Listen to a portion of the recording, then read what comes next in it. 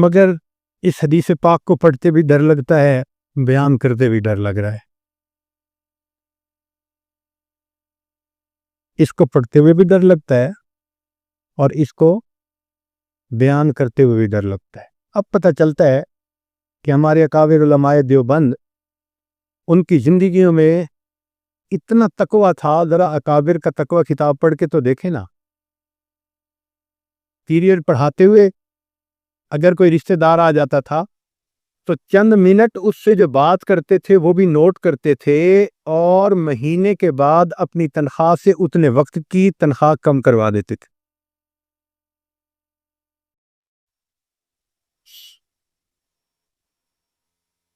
یہ اس لیے تھا کہ ان کو معرفت تھی اس بات کی کہ پرہیزگاری کا اللہ کے ہاں کیا رتبہ ہے، کیا درجہ ہے۔ بہت محتاط تھے۔ چنانچہ یہ حدیث مبارکہ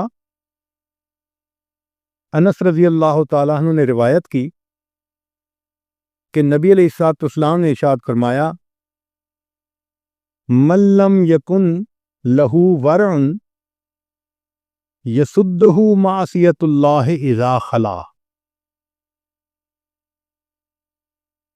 کہ جس بندے کے پاس اتنی ورع نہ ہو جو اس کو تنہائی میں گناہ سے روک دے، جس بندے کے پاس اتنی پرہیزگاری نہ ہو کہ وہ پرہیزگاری اس کو تنہائی میں گناہ سے روک دے، فرمایا من لم یکن لہ ورع یسدہ معصیۃ اللہ اذا خلا لم یعبأ اللہ بشیء من عملہ، اللہ کو اس کے کسی عمل کی کوئی ضرورت نہیں۔ جس بندے میں اتنی پرہیزگاری نہیں کہ وہ تنہائی میں گناہ سے بچ سکے، اب جلوت میں کیے ہوئے اس کے کسی عمل کی اللہ کو کوئی ضرورت نہیں۔ ایسے لگتا ہے کہ جلوت کے عمل منہ پہ مار دیں گے اگر خلوت میں اس بندے کے اندر خوف خدا نہیں ہوگا۔ اب یہ حدیث مبارکہ جب پڑھتے ہیں نا تو ڈر لگتا ہے۔ سوچئے، اللہ اکبر، دو رنگی چھوڑ دے یک رنگ ہو جا، سراسر موم ہو جا یسن، اللہ تعالیٰ فرما دیں گے یہ عمل تو نے میرے لیے نہیں کیے تھے، یہ بندوں کے لیے کیے تھے۔ تیرا معبود میں نہیں تھا، تیرا معبود بندے تھے، ان کو پوجتا تھا، اپنے نفس کو پوجتا تھا۔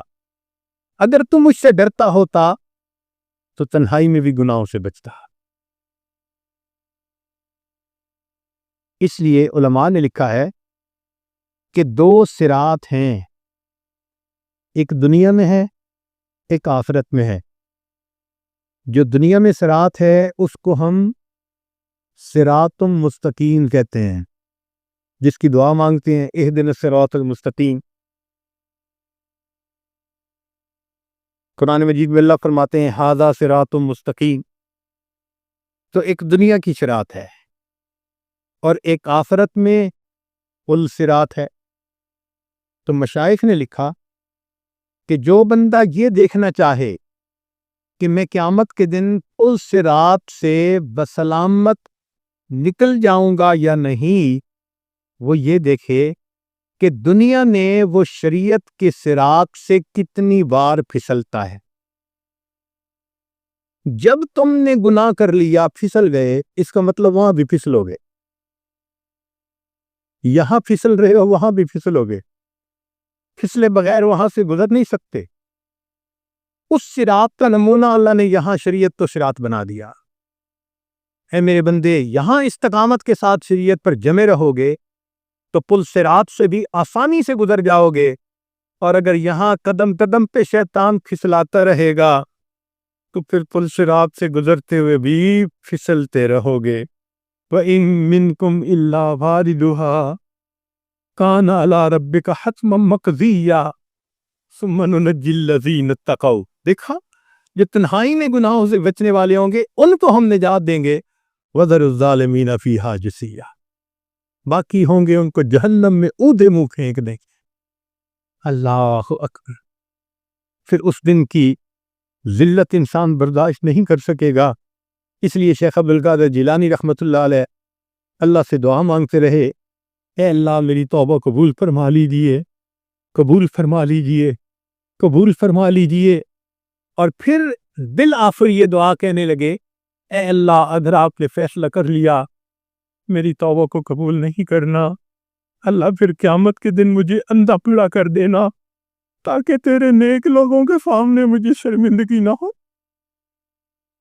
اللہ اگر آپ نے توبہ کو قبول نہیں کرنا تو پھر قیامت کے دن مجھے اندھا پورا کر دینا تاکہ تیرے اہل اللہ مشائخ اللہ ان کے سامنے مجھے قیامت کے دن شرمندگی نہ ہو.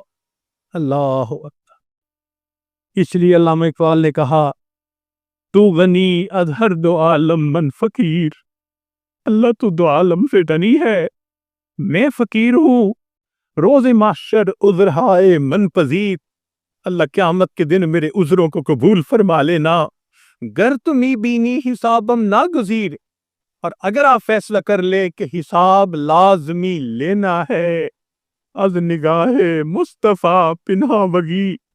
اللہ مصطفیٰ کریم سے میرا حساب چل لینا، مجھے کالی کمنی والے کے سامنے شرمندگی نہ ہو.